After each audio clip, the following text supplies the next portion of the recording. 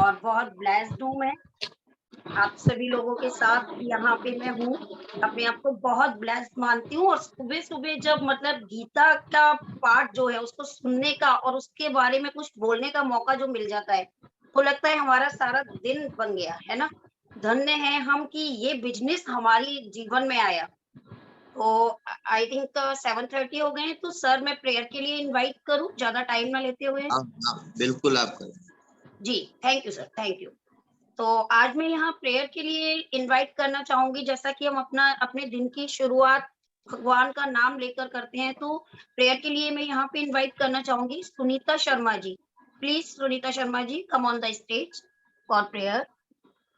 Thank you Rajni ma'am, thank you everyone. मैं सुनीता शर्मा राजगढ़ से, और ये मौका देने के लिए सभी को तहे दिल से धन्यवाद। और अब हम प्रेयर करते हैं। थैंक यू गॉड मानव जीवन देने के लिए। थैंक यू गॉड हर दिन नया सूरज दिखाने के लिए। मैं एक शक्तिशाली आत्मा हूँ, मैं एक शांत आत्मा हूँ। मैं जो जैसा है उसे उसके संस्कारों के साथ उसी रूप में स्वीकार करती हूँ। मेरा शरीर बिल्कुल ठीक है। मैं परमात्मा का प्रिय फरिश्ता हूँ। शक्तिशाली परमात्मा हर वक्त हर क्षण मेरे साथ है। मेरा परिवार सुखी और समृद्ध परिवार है। I am a diamond, I am a diamond, I am a diamond. Thank you God, thank you God, thank you God. Love you God, love you God, love you God. सभी अपने हाथ को रब करके अपने पूरे फेस पे thank you Sunita ji. बहुत अच्छी प्रेयर आपने करवाई और अभी इसी क्रम में मैं अपने जो 5वां हमारा अध्याय चल रहा है और आज हमें श्लोक 21 से 30 तक सॉरी 29 तक क्योंकि हमारे 5वें अध्याय में 29 ही श्लोक हैं, तो आज हमारा 5वां अध्याय संपूर्ण हो जाएगा। तो आज 21 जो हमारा श्लोक है उसके लिए मैं स्टेज पर इनवाइट करना चाहूँगी वर्चुअल स्टेज पर Preeti Agarwal ji. Please come on the stage Preeti Agarwal ji, आप आएँ और हमें 21 श्लोक का व्याख्यान करें। Thank you. Please come Preeti Agarwal ji, अगर आप मुझे सुन पा रहे हैं।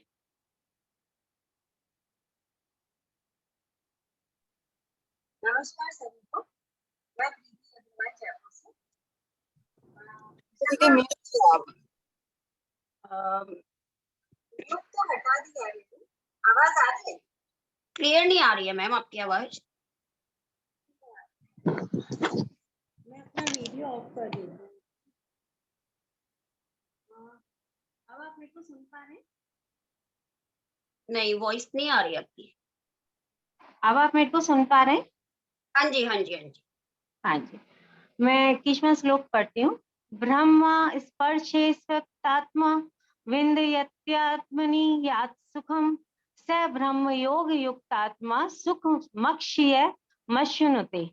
यहाँ प्रभु हमें ब्रह्म सुख और आंतरिक सुख के सुख में प्रभु अंतर बताते हैं कि इंद्रियां, मन, बुद्धि, प्राण आदि शब्द से जो स्पर्श आदि का सुख प्राप्त होता है, जैसे हम कानों से सुनते हैं और इंद्रियों से हर चीज को महसूस करते हैं, वह भरम भारी सुख है।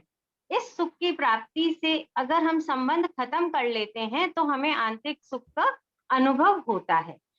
जैसे कि हम सभी चीज से थककर जब हम रात को सो जाते हैं और हम भारी सुख को उस वक्त जब नींदों में भूल जाते हैं और उसके बाद जब हम उठते हैं तो हमें बहुत ही ताजगी महसूस होती है और इससे हमें निरोगिता और सुख मिलता है। इसी प्रकार भगवान कहते हैं जब आप भोगों से विरक्ति कर लेते हैं, मतलब भोगों को उतना ही उपयोग करते हैं जितना अपने लिए जरूरी है, तो आपको सात्विक सुख मिलता है, जिससे आप में जो अहम भाव है, अहंकार की भावना है, वह पूरी तरह से खत्म हो जाती है, उसका अभाव हो जाता है और साधक को परमात्मा के स्वरूप का अनुभव होने लगता है। क्योंकि वो जो सुख आप अपने अंदर प्राप्त करते हैं वह हमें बाहरी पदार्थों से कभी भी नहीं मिलता है।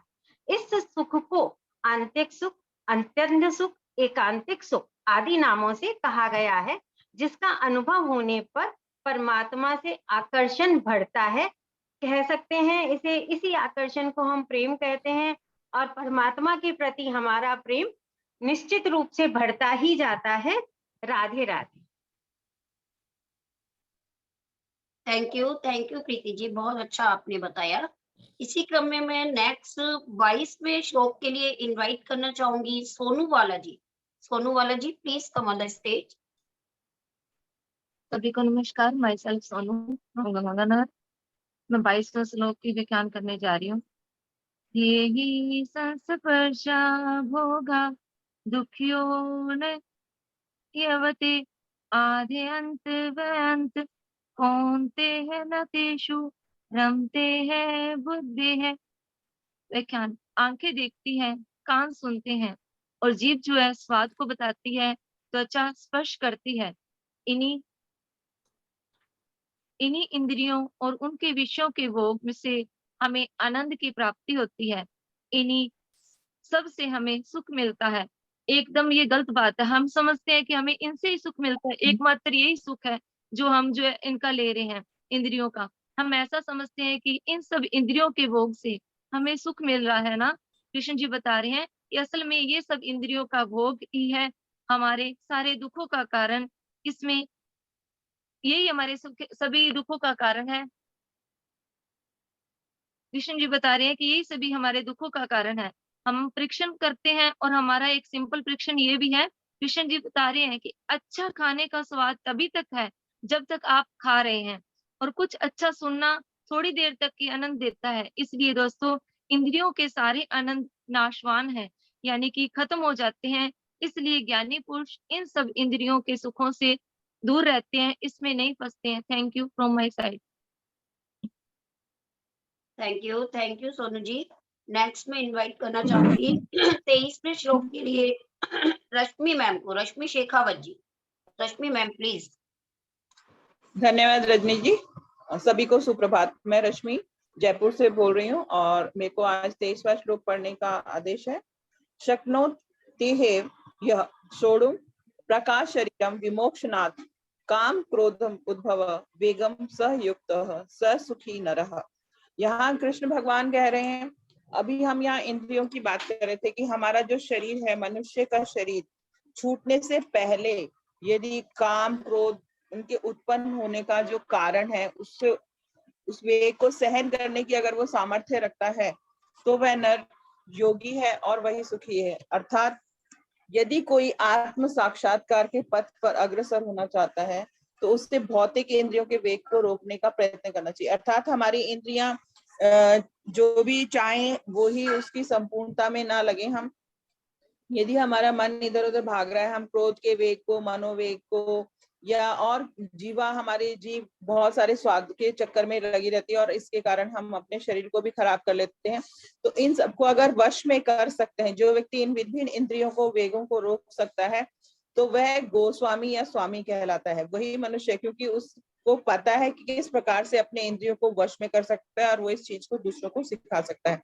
ऐसा संयमित जीवन बिताने और इंद्रियों के वेगों को तिरस्कार करते हैं, वो गोस्वामी कहलाते हैं। भौतिक इच्छाएं पूर्ण न होने पर क्रोध उत्पन्न होता है, क्योंकि हमारी इंद्रियां हमारे वश में नहीं होती है। जब हमारी इच्छाएं पूरी नहीं होती तो हमारे पास क्रोध ज्यादा होता है और फिर उस प्रकार से हम मन और नेत्र ये सब हमारे उज्ज्वल होने लग जाते हैं और उत्तेजना से भर जाते हैं और इससे हम और भी गलत कार्य करने लग जाते हैं। अतः शरीर का परित्याग करने से पूर्व यदि मनुष्य इनके वश में करने का अभ्यास करे, इनको अपने वश में कर ले, और वो जो ऐसा कर लेता है वह स्वरूप सिद्ध माना जाता है और आत्म साक्षात्कार की अवस्था में सुखी रहता है। अर्थात यहाँ कह रहे हैं कि योगी वही मनुष्य कहलाता है जिसके सारे इंद्रियां अपने वश में हो और वो उसका प्रयत्न करता रहे सदाई, तो वो ही योगी होता है और यही योगी का कर्तव्य होता है। Thank you Rajni ji, over to you. Thank you Rashmi ji, आपने बहुत ही सरल शब्दों में बताया। धन्यवाद। इसी क्रम में मैं नेक्स्ट यहाँ 24वें श्लोक के लिए इनवाइट करना चाहूंगी शरद गुप्ता जी। प्लीज शरद गुप्ता जी आप आए। Thank you. सुप्रभात सभी को। और 24वें श्लोक को मैं पढ़ती हूँ।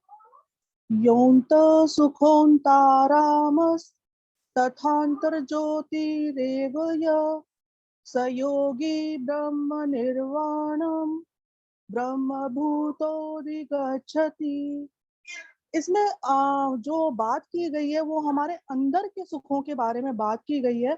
तो भगवान इसमें बताते हैं जो व्यक्ति बाहर के सुखों को छोड़कर इंद्रियों के आनंद से बाहर निकलकर अपने अंदर देखता है ना, अपने अंदर की आत्मा को पहचान कर उसी में खुश रहता है और उसी आत्मा की सच्चाई में अपना ज्ञान ढूंढता है, ना कि बाहर ढूंढे, है ना।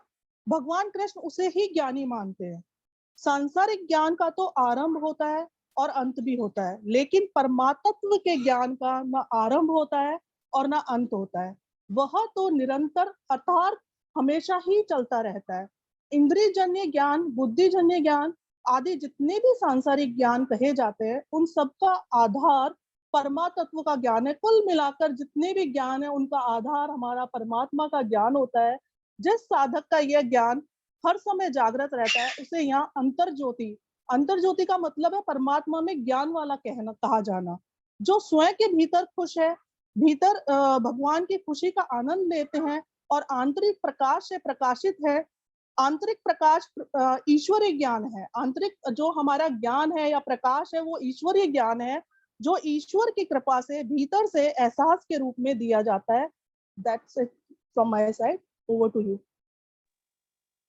Thank you ma'am. नेक्स्ट में इसी क्रम में 25वें श्लोक के लिए इनवाइट करना चाहूंगी हमारी बहुत ही excited and any time active leader Asha Ravi ji को। आशा रवि जी प्लीज आप आए।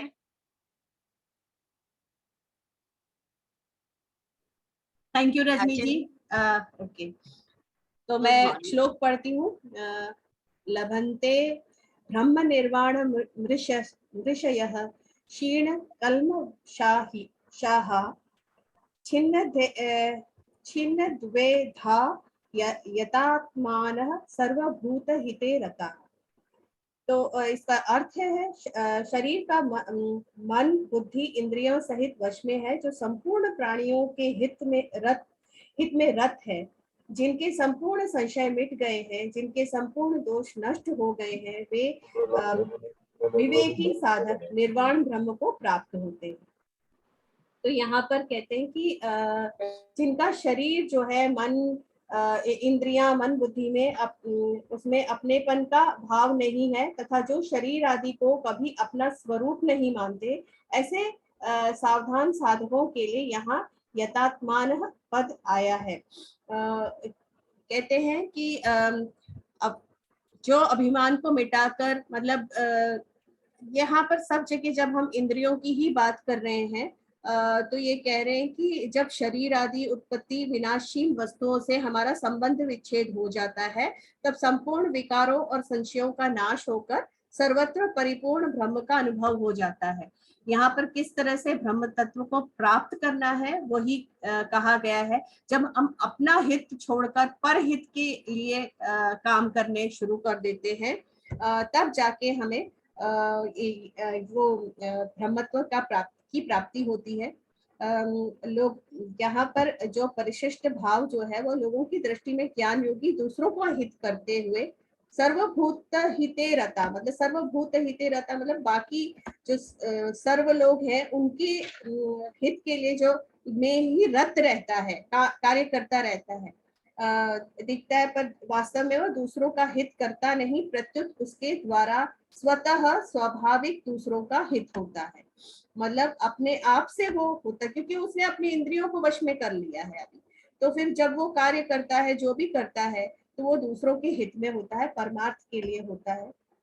तो इसी तरह से हम इंद्रियों को अपने वश में करके जो कार्य करते हैं, तब वह परमार्थ के लिए दूसरों के हित में हो जाता है, अपने आप ही हो जाता है। Thank you Ashu ji, thank you. Next में यहाँ पे इनवाइट करना चाहूंगी 26वें श्लोक के लिए राजश्री मैम को। राजश्री मैम प्लीज आप आए। Thank you ma'am. मेरा नाम राजश्री श्रीकांत, मैं मुंबई टिटवाला से, और अब 26वां श्लोक में पढ़ने जा रही हूँ। काम क्रोध वियुक्तानां यतिना यत चेतसाम अभितो ब्रह्म निर्वाणम वर्तते विविधात्मनाम। इसका मतलब काम क्रोध से अनासक्त व्यक्ति जो कि वैरागी है, जिसकी चेतना उसके नियंत्रण में है और जो ब्रह्म के समीप जाता है, इस प्रकार से वह निर्वाण प्राप्त कर लेता है। ऐसा व्यक्ति आत्मज्ञान वाला आचरण करता है।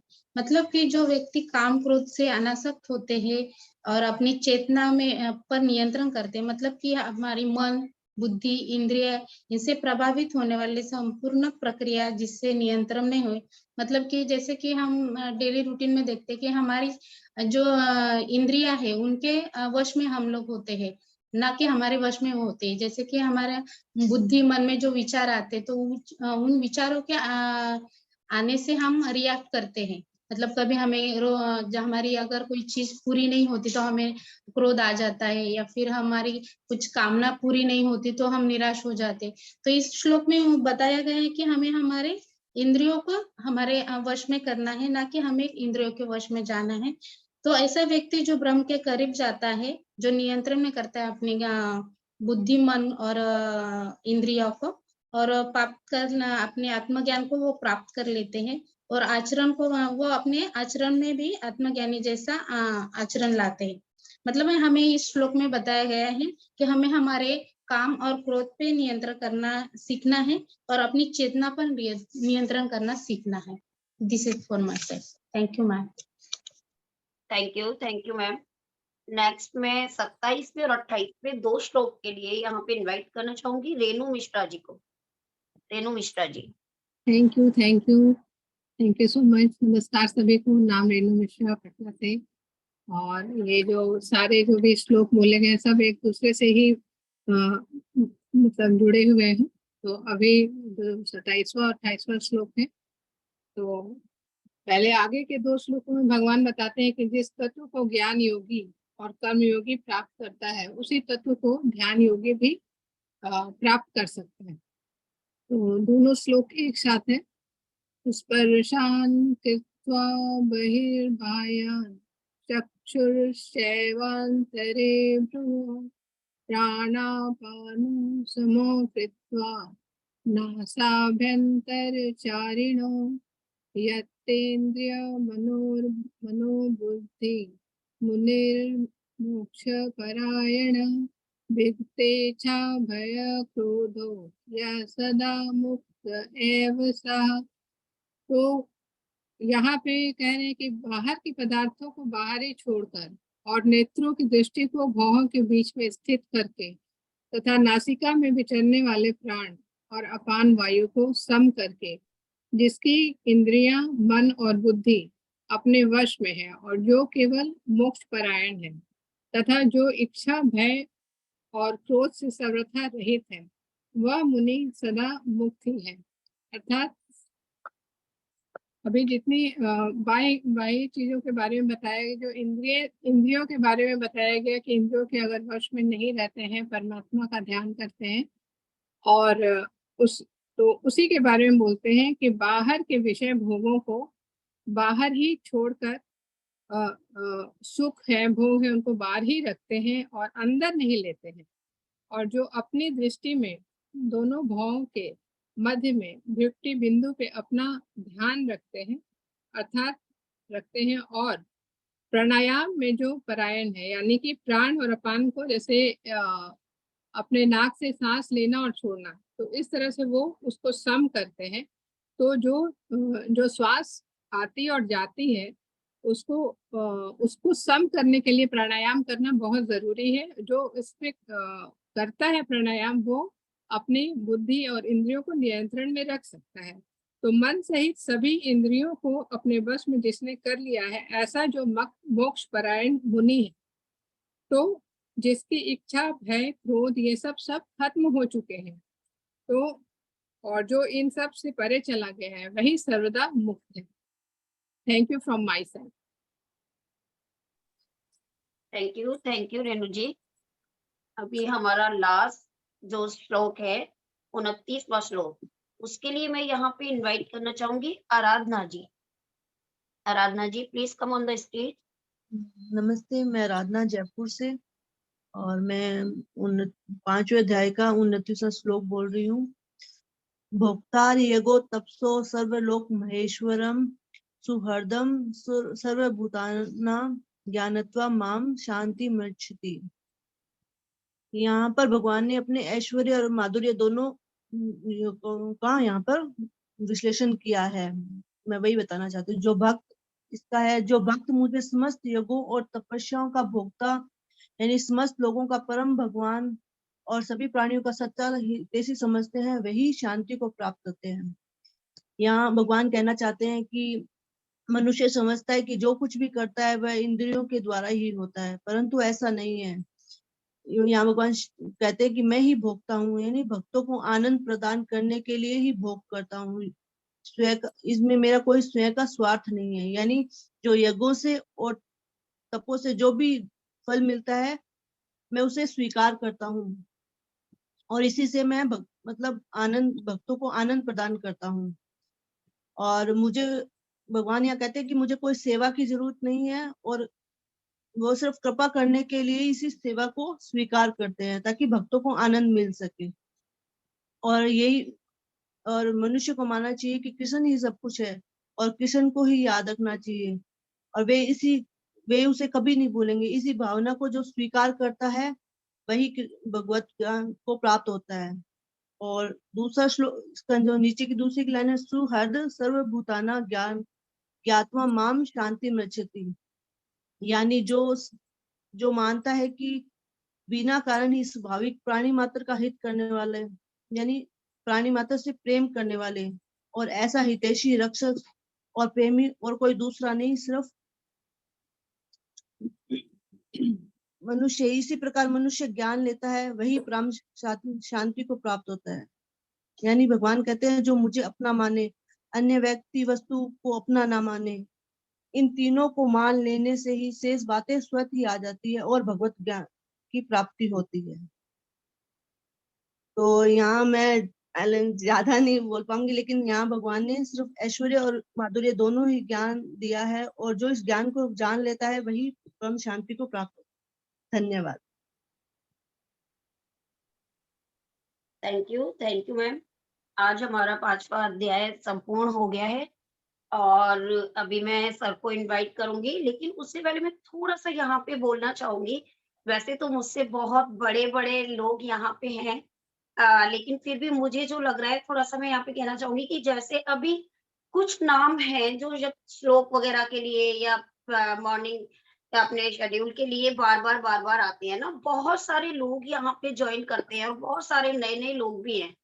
तो मैं चाहूंगी कि सभी लोग कहीं ना कहीं अपना परफॉर्म करें, है ना। हम अगर श्लोक में थोड़ा सा हमें हेजिटेशन रहती है तो हम प्रेयर है, अफर्मेशन है, भवानी सर ने ग्रुप में भी भेजी थी, या होस्टिंग है, कहीं भी हम पार्टिसिपेट कर सकते हैं, है ना। क्योंकि जितने सब लोग बोल, यहाँ पे एक ऐसा प्लेटफॉर्म है कि यहाँ पे तो हमें विदाउट हेजिटेशन बोल सकते हैं। बिल्कुल, मतलब बोलना एक तरह से सिखाया जा रहा है, क्योंकि सभी एक दूसरे को इतना ज्यादा मोटिवेट करते हैं। कोई कैसा भी बोल रहा हो, कुछ भी बोल रहा हो, लेकिन इतना मोटिवेशन मिलता है यहाँ पे कि हम एक तरह से यहाँ पे अगर हमें हेजिटेशन है तो हम उस हेजिटेशन को निकाल के बोलना सीख रहे हैं यहाँ पे, है ना। तो मैं सभी से यही निवेदन करना चाहूंगी कि सभी लोग आगे आए तो हम इसको और भी अच्छा बना सकते हैं। Thank you. अभी मैं यहाँ पे हमारा अभी इनवाइट करना चाहूंगी अपने सभी के अपलाइन मेंटर्स विवेक सर को। प्लीज सर आप आए और हमें अपने सुमधुर वचन से कृतार्थ करें। Please sir. Good morning to everyone. बहुत बहुत अच्छा सेशन चल रहा है। 5 अध्याय हम समाप्त कर चुके हैं। आपने बहुत जबरदस्त अच्छी होस्टिंग करी और अब 2-3 बातें बहुत इंपॉर्टेंट हैं आज। पहली बात, आपने जो ये वाली बात बोली एकदम सही है। लगातार हम सब लोग बोल रहे हैं कि पार्टिसिपेशन जितना आप करोगे, खेल को देखने से ज्यादा अच्छा होता है जब आप खेल को खेलते हो, है ना। जब आप इसके अंदर आओगे तो आपको बहुत ज्यादा मजा आने वाला है। तो ये वाली बात तो है ही है। सबसे अच्छी बात, मतलब 2-3 चीजें। एक तो सबसे पहले हम आप सबकी तरफ से अपन सब मिलकर कॉन्ग्रेचुलेशंस देंगे, बधाई देंगे पायल को। सभी ग्रुप्स के अंदर वीडियो उनका शेयर हुआ है। एमवे ने एक कंटेस्ट रखा था स्किन को लेकर, तो कितने अच्छे तरीके से उन्होंने cleanser, toner, moisturiser, eye cream का बताया है कि एक जो प्रोफेशनल मॉडल्स हैं वो भी क्या करेंगी। तो जब आप देखेंगे तो आपको बहुत ज्यादा अच्छा लगेगा। तो सभी ग्रुप्स के अंदर भेजा हुआ है, तो बहुत अच्छा वीडियो है, उसको आप देखिए, अपनी टीम के अंदर भी उसको डालिए। तो पूरे एमवे की तरफ से वो फर्स्ट आए हैं उसके अंदर, पूरे एक कंटेस्ट के अंदर। तो एक बहुत जबरदस्त बात है। तो पायल को वापस से बहुत बहुत बधाई। Congratulations, Payal ji. Thank you, sir. Thank you so much, everyone. दूसरी चीज जो अभी हम पढ़ रहे हैं गीता प्रेस, उसको 100 साल होने जा रहे हैं। तो उसके बारे में बहुत सारी चीजें हैं, मैं अपने मैजिकल ग्रुप के अंदर डालूंगा। तो कल बहुत शानदार बात है कि भारत सरकार ने गीता प्रेस को जो है वो गांधी शांति पुरस्कार के लिए चुना। ये अपने आप में बहुत बड़ी बात है। कोई 92 करोड़ पुस्तकें जो है अभी तक वो निकाल चुके हैं, 92 करोड़, है ना। तो अपन कितने लकी हैं। ये गीता प्रेस की पुस्तक अभी अपन पढ़ रहे हैं। 1923 के अंदर सिर्फ 10 रुपए के साथ स्टार्ट हुई थी ये प्रेस, और कभी भी ये दान नहीं लेती, चंदा नहीं लेती। और जो जब इसको छापते भी हैं तो एकदम पूरी श्रद्धा के साथ, एकदम नंगे पैर, ऐसा नहीं था कि जूते लेके लोग अंदर जा रहे हैं, है ना। और 1 करोड़ रुपए का पुरस्कार भी जब उनको मिला है तो उन्होंने कहा कि पुरस्कार हम नगद राशि नहीं लेंगे, लेकिन सम्मान हम जरूर लेंगे। तो बहुत बड़ी अचीवमेंट है और उसी चीज को हम पढ़ रहे हैं। तीसरी चीज जो है, कल बहुत शानदार चीज है कि कल हमारा अंतर्राष्ट्रीय योग दिवस है, इंटरनेशनल योगा डे, है ना। तो 21 जून, तो बहुत जबरदस्त बड़ी बात है। तो हम भी इसको सेलिब्रेट करेंगे। इसके लिए मैं 1 मिनट के लिए चाहूंगा कि सरिता जी ने एक बहुत विशेष पर्सनालिटी को हमारे बीच के अंदर आमंत्रित किया है कल के लिए। तो एक बार सरिता आप थोड़ा उसके बारे में बताएं।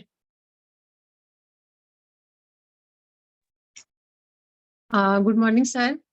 बात अभी चल रही है उनसे, तो अभी थोड़ी देर में फाइनलाइज हो जाएगा। मेरा तो है, अपनी टीम में है, ब्रॉन्ज है, और ऑलरेडी वो अध्यात्म से जुड़ी हुई हैं, और उनका टाइम थोड़ा सा मैनेज करने में लग रहा है हमें। तो मॉर्निंग का टाइम मैं कोशिश कर रही हूँ, आज मिलने जाऊंगी उनसे, तो मिल जाएगा तो शाम तक मैसेज फ्लैश हो जाएगा।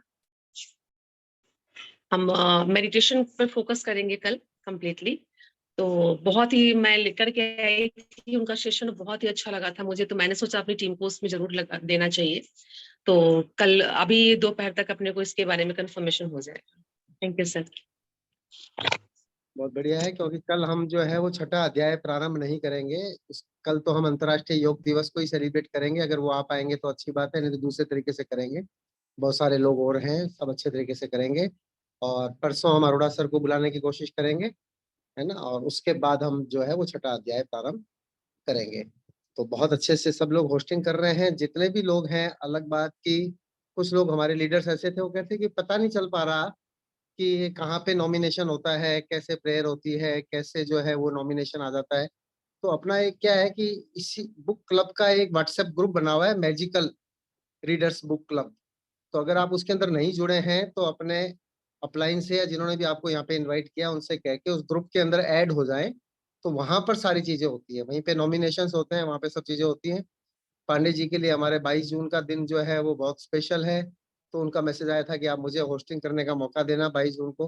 तो 22 जून परसों है, तो जरूर देंगे, है ना। ऐसी कोई वाली बात नहीं है कि नहीं देंगे, है ना। और बाकी होस्ट की तरफ चलते हैं, जो भी किसी और को बुला के कोई भी और बात करना चाहते हैं तो welcome. Back to Rajni ji. Thank you sir, thank you. अभी यहाँ पे मैं सबसे पहले पायल जी को मैं कांग्रेट करना चाहूंगी। बहुत बड़ा है, हम लोगों के लिए भी बहुत बड़ा अचीवमेंट है पायल जी। है बहुत अच्छा लग रहा है। अभी वीडियो हमने नहीं देखी है, अभी ग्रुप में हम देखेंगे। और मतलब थैंक्स अगेन। और थैंक यू अभी मैं यहाँ पे इनवाइट करना चाहूंगी हम सभी के महागुरु मैं कह सकती हूँ, जो गीता के बारे में हमें सारी जानकारी, श्रीमद् भागवत गीता के बारे में इतने अच्छे से हमें सारी जानकारी देते हैं, हमारे सभी के चहेते तिलक सर को। तो प्लीज मैं एक तिलक बार सर आप बीच में आए। ऑब्जेक्ट कर रहा हूँ, तिलक जी जी को हम जी बिल्कुल अभी बुलाएंगे। आज बहुत टाइमली, क्योंकि श्लोक भी कम थे, तो बहुत अच्छे तरीके से सब लोगों ने किया, तो ये बहुत ज्यादा अच्छी बात है। लेकिन पायल जी भी हमारे बीच में है, तो उनको कैसा फील हो रहा है, क्या चीज हो रही है, 1 मिनट अगर उनसे हम सुने तो बहुत अच्छा लगेगा। Yes, welcome welcome Payal. Welcome Payal ji. Thank you sir, thank you ma'am. बस बहुत बहुत खुशी मिल रही है कि जिसके लिए मतलब ऐसा लग रहा है कि really it is everything is possible. बस सोचने की देरी है। मैंने बस डिसीजन लिया था कि मुझे इसमें पार्टिसिपेट करना है और फर्स्ट आना है। मैंने यही just it was just a dream and all dreams come true. ये बस मुझे एक मेरा बिलीफ बढ़ रहा है मेरे अंदर, और सिर्फ मेरे मेंटर्स ही कहते थे yes you can do it, yes you can do it, no one in this world. So I feel I really feel proud of myself, my mentors. Thank you so much. और अभी bus journey शुरू हुई है, मेरे को ऐसा लगता है। Thank you, back to you. Super super Payal ji. अभी मैं यहाँ पे तिलक सर को बुलाने से पहले, क्योंकि तिलक सर को सुन के हम मीटिंग को एंड करेंगे, उससे पहले मैं 1 मिनट पीयूष मैम को सुनना चाहूंगी। मुझे लग रहा है कि 2-3-4 दिन हो गए हम पीयूष मैम की आवाज हम लोग नहीं सुन पाए हैं। तो एक बार पीयूष मैम को जरूर मैं 1 मिनट के लिए सुनना चाहूंगी, please ma'am. Thank you, Rajni ji. Thank you everyone for all this love and congratulations to Payal. आज तो बस पायल के बारे में बोलने का मन हो रहा है कि पायल एकदम ट्रूली इंस्पायर कर रही है मुझे भी, सबको। और बिल्कुल एमवे बिजनेस में सफलता की जर्नी में जो फेथ, जो डेडिकेशन और जो हार्डवर्क और जो सबमिशन चाहिए, एकदम उसका जीता जागता एग्जाम्पल है। और मैं अभी साकेत से यही बात कह रही थी कि देखो आप इस जर्नी को यदि थोड़ा सा भी विजुअलाइज कर सको, हम कहते हैं ना बियॉन्ड दी वॉल, थोड़ा 2 कदम आगे जहां तक लोग देख रहे हैं उससे थोड़ा सा आगे देख सको, तो कैसे धीरे धीरे आप सेलिब्रिटी बनते चले जाते हो। अभी पायल हमारे इस मैजिकल बुक रीडिंग क्लब में आज जस्ट एज ए सेलिब्रिटी बन रहे हैं, और धीरे धीरे आगे देखेंगे तो सब लोग जान रहे होंगे आपको। पूरी यहाँ पे बैठे एक एक व्यक्ति से मेरा यही कहना है, टिके रहिए गीता के अंदर, हम कर्म करना सीख रहे हैं, कर्म करते रहिए, और बहुत बहुत एक्स्ट्रा ऑर्डिनरी लाइफ जो है वो हम सबका वेट कर रही है। तो we are very very eager to now listen to Tilak ji. Over to you Rajni ji, thank you so much. Thank you ma'am, thank you. अभी तिलक सर को यहाँ इनवाइट करना चाहेंगे हम, प्लीज सर आप आए। Thank you Rajni ji and all. बस जो बात मुझे करनी है, सबसे पहले तो वास्तव में जो पायल जी की उपलब्धि है उसके लिए उनको कांग्रेट तो करना ही चाहूँगा, और मैं एक बात उसके रेफरेंस में ही शेयर करना चाहूँगा। आइडियाज़ या जो इंस्पिरेशन होते हैं वो जैसे बगीचे में तितली घूमती हुई आती है, कब आपके कंधे पे बैठ के उड़ जाती है पता ही नहीं लगता। और ठीक किसी तरीके से जब इस कंटेस्ट के बारे में मैंने पढ़ा था तो मैंने भी सोचा था कि मैं इस पे काम करूंगा, लेकिन वही तितली की तरह से कब आया आइडिया और कब चला गया, है ना। लेकिन जो विजनरी लोग होते हैं वो उस आइडिया को तुरंत कैच करते हैं, और कैच करके उसके ऊपर खाली विचार नहीं करते रहते, फिर उसके ऊपर एक्शन भी डालते हैं, और एक्शन से ही हमेशा रिजल्ट आता है ना। तो ये बहुत ही जबरदस्त मेरे को रिलेवेंसी भी हुई इस थॉट, ये इस विजडम से, जो कि अक्सर हम पढ़ते रहते हैं कि आपको जब इंस्पिरेशन मिलती है तो उसी समय उसको आपको नोटिस करना होता है। कहते भी है ना कि अपॉर्चुनिटी जो है वो हल्के से दरवाजा नॉक करती है, और प्रॉब्लम जो है हमेशा दरवाजा तोड़ के अंदर आ जाती है। तो once again thank you Payal ji. And Geeta के बारे में जैसे कल हमने बात की थी कि लगभग, अगर मैं विद्वता वाली बात तो नहीं करूंगा, लेकिन मैंने जितनी अभी तक पढ़ी है उसके अनुसार समराइज करें तो 5 शब्दों में गीता सारी चल रही है। सकाम कर्म और निष्काम कर्म, मैं, संसार या दुनिया और भगवान, इन्हीं सब चीजों के बीच में चलती है। और इन्हीं सब शब्दों को लेके हमारे अंदर भी एक कन्फ्लिक्ट चलता ही रहता है लगातार। सो ये जो कन्फ्लिक्ट है उसको हम अपनी तरह से अंदर शांत कर रहे हैं, और जो हम यहाँ सुनते हैं सभी लीडर्स से, उनको लेके भी अपने अंदर उन प्रश्नों को जो इन 5 शब्दों के लेकर चलते रहते हैं, या इन 5 शब्दों के थ्रू जो मैसेज आ रहा है उनके साथ चलते हैं। अपने आप को हम किसी तरह से कन्विंस करने की कोशिश करते हैं। अरोड़ा सर भी इसमें हमारी बहुत हेल्प करते हैं। तो मैं ये चाहूंगा कि हम ये जो प्रोसेस कर रहे हैं उसके अंदर मैंने किसी शब्द के बारे में, जैसे सकाम कर्म की बात ही करें या निष्काम कर्म, सकाम तो हमको पता ही है, तो निष्काम कर्म को लेके अपने आप को कैसे समझाया है कि क्या निष्काम कर्म होता है। तो ये जो भी कुछ मैंने अपने आप को समझाया है वो हम आपस में एक दूसरे से शेयर करें, और उससे और ज्यादा मैं सोचता हूँ कि क्लैरिटी और एक अंदर जो फेथ डेवलप होगा, वो गीता का मैसेज हमारे को और ज्यादा अच्छे से ग्रहण करने में हेल्प करेगा। तो इस विषय में हम एक सीरीज सी चालू कर सकते हैं। रोजाना जैसे हम ग्रेटिट्यूड का शेयरिंग करते थे या मैजिकल हैपनिंग शेयर करते थे, एक किसी भी लीडर से अपन आइडिया सुन सकते हैं कि उसने निष्काम कर्म को अपने लिए कैसे समझा, या उसने भगवान सर्वत्र व्याप्त है उसको कैसे समझा। इस तरीके से, या जो भी हम अध्याय 6 जैसे पढ़ेंगे अब, तो उसके अंदर जो भी चीज आती है उसमें से किसी चीज को लेके मैंने अपने आप को कैसे कन्विंस किया, इन थॉट के साथ में थोड़ा सा सेशन को और ज्यादा ग्राह्य बनाने की कोशिश करेंगे। ये मेरा एक सजेशन है। And over to you Rajni ji, thank you very much. Thank you sir, thank you. देखिए, किसी भी अचीवमेंट को पाने की जो खुशी होती है ना, वो शायद हम सब देख पा रहे होंगे वर्चुअली यहाँ पे पायल जी के फेस पे। मतलब इतनी खुशी है उनके फेस पे ना, इतना उनका चेहरा खिला हुआ है और इतना अच्छा लग रहा है, क्योंकि सच में जब इतनी सारी कॉन्ग्रेचुलेशंस, इतनी सारी ब्लेसिंग्स मिलती है ना, तो हमें खुशी और भी ज्यादा हमारी दोगुनी हो जाती है। तो मैं देख पा रही हूँ, और यहाँ पे अभी मैं, वैसे तो टाइम अपना होने वाला है अफर्मेशन के साथ, लेकिन अभी थोड़ा सा टाइम है और मैं यहाँ हैंडरेस देख पा रही हूँ अनिका मोहित्रा जी का। तो प्लीज सर, आप कुछ कहना चाह रहे हैं तो जरूर आप होता है। हेलो हेलो, जी सर। आवाज आ रही है मेरी मैम? हाँ जी सर, बिल्कुल आ रही। मैं कुछ हाँ अंकल जी, हाँ पापा जी अंकल भी कुछ कहना चाह रहे हैं, तो पापा जी हाँ बिल्कुल आपको हम जरूर सुनेंगे। हाँ अनिका जी बताइए आप। मैं पहले अंकल विवेक की मम्मी की तरफ से पायल को बहुत बहुत मुबारक और भविष्य के लिए मेरी और हमारी शुभकामनाएं। इतना ही कहना चाहता था मैं। धन्यवाद। Thank you so much sir, thank you. Thank you uncle ji, thank you. अभी अनिका जी, हाँ बताइए आप हाँ क्या कहना चाह रहे हैं। मेरा कहने का है तिलक सर से, मैं एक मतलब मैं एक पूछना चाहता हूँ, अगर ये ठीक लगे तो ठीक है, नहीं तो कोई बात नहीं। मतलब जब भी हम लोग अभी गीता पढ़ रहे हैं, तो अभी जैसे अपन अपरमिशन करते हैं, तो अपरमिशन के टाइम हम लोग लास्ट में सभी भगवान को, जो भी जिसका जो भी है, सभी भगवान को प्रणाम करते हैं।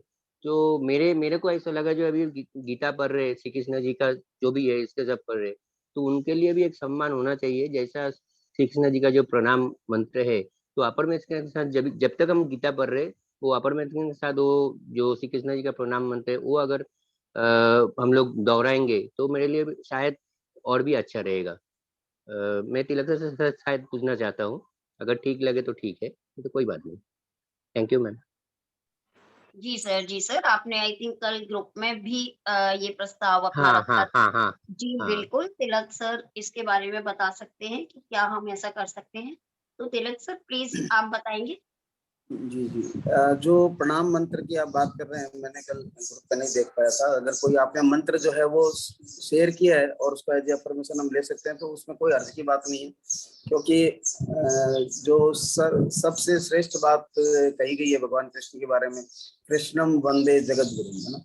पूरी दुनिया के ही वो गुरु है, उसमें कोई धर्म संप्रदाय या कोई व्यक्ति विशेष, समाज संप्रदाय कोई भी इंक्लूड नहीं होता, वंचित नहीं, अलग नहीं उससे, तो सभी के कृष्णम वंदे जगत गुरु। तो ऐसा कोई प्रणाम मंत्र अगर हमारे को मिलता है, तो हम जरूर उस पे अफर्मेशन के दौरान या प्रेयर के दौरान उसका पठन पाठन मनन चिंतन जो भी करना चाहें सब कर सकते हैं। Thank you. वो मंत्र आप अगर अभी शेयर कर सकें या जैसे हाँ भी जरूर जरूर करते, मैम। मैं आप मैं ग्रुप के ग्रुप ऊपर में, डाल दीजिएगा तो सभी लोग हाँ उसको पढ़ भी लेंगे। ओके ओके ओके ओके, मैं ग्रुप में डाल देता हूँ। Okay sir. अभी मैं यहाँ पे अफर्मेशन के साथ हम मीटिंग को वाइंड अप करेंगे। तो अफर्मेशन के लिए मैं यहाँ पे इनवाइट करना चाहूंगी अंजू अग्रवाल जी को, और उसके बाद सभी ग्रुप में खुद को नॉमिनेट करेंगे। और आज हम चाहेंगे कि ज्यादा से ज्यादा, अभी अच्छे सर ने बोला है ना कि कल तो योग दिवस है और परसों अरोड़ा सर आएंगे। ओके। तो अभी अफर्मेशन के लिए अंजू जी आप आए प्लीज। हेलो सभी को नमस्कार। नाम अंजू अग्रवाल और मैं जयपुर से हूँ। मैं अफर्मेशन करवा दूँ। मैं जीती हूँ क्योंकि मैं जीतने के लिए पैदा हुई हूँ। मेरी टीम बहुत ही एक्साइटेड, यूनाइटेड, पावरफुल, एमबीए का इतिहास रचने वाली टीम है। मैं और मेरी टीम रोज डीटीएम करते हैं, प्लान दिखाते हैं और इस तरीके से अपने नेटवर्क को बहुत तेजी से आगे बढ़ा रहे हैं। मैं और मेरी टीम 100% प्रोडक्ट यूज करते हैं और बहुत आसानी से हर माह 600 प्लस पीवी का पर्सनल रिटेल करते हैं। हमारे मेंटर्स बहुत अच्छे हैं और हम सब मेंटोर के मार्गदर्शन लेकर लगातार आगे बढ़ रहे हैं। मैं और मेरी टीम रोज ऑडियो सुनते हैं और रोज किताबें पढ़ते हैं। मैं और मेरी टीम सभी मीटिंग में बढ़ चढ़ कर भाग लेते हैं और इससे हम प्रभावशाली लीडर बन रहे हैं। एमबीए बहुत ही सरल है और डायमंड एंड पियोन जाना मेरे लिए बहुत ही आसान है। मैं और मेरी टीम बहुत सारा पैसा कमा रहे हैं। पैसा मेरी तरफ खींचा चला आ रहा है। मैं और मेरी टीम के सपने सच हो रहे हैं। मेरी टीम यूनाइटेड एक्साइटेड एमबीए का इतिहास रचने वाली टीम है। मैं जीती हूँ क्योंकि मैं जीतने के लिए पैदा हुई हूँ। I am a diamond, I am a diamond, I am a diamond. Thank you God, thank you God, thank you God.